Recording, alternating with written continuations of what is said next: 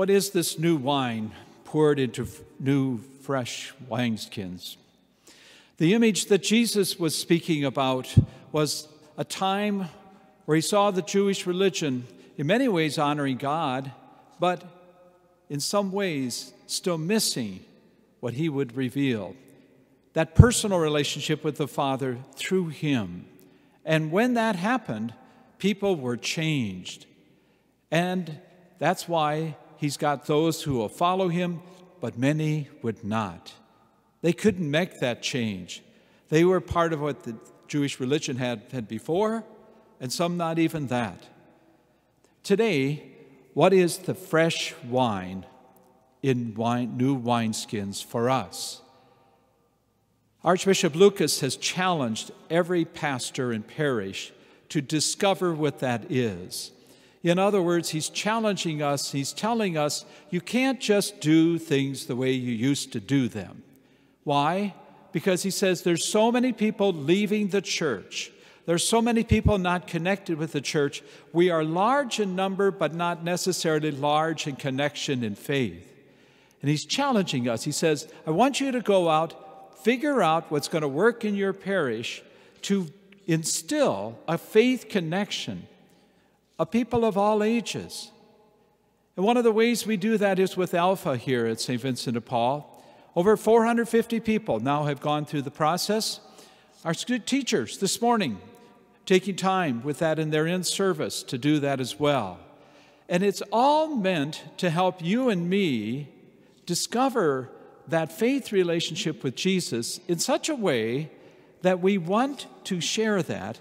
We want to help those around us discover that. We want to engender that. We want to encourage that. We want to invite that. And it isn't easy because all of us can say, well, I'm still growing in that relationship. I'm not the best example necessarily. And we're not saying anybody has to be perfect, but it's the invitation that Jesus says, it's got to be new wine. You can't just keep doing the same thing. Say, oh, make sure you can get through the year like at school. We got this done, check this off, and we're finished. Faith is not finished. The relationship we have with the Lord grows. And it goes through difficulties. There's times and there's valleys. There's times when it's hills, when it's really hard. All of us know that personally in our lives. And so I want to just invite, especially the teachers here, you're the foundations of our school. You along, as mentioned, Deacon Kevin got to meet our three principals here this morning. He said, foundation, pillars.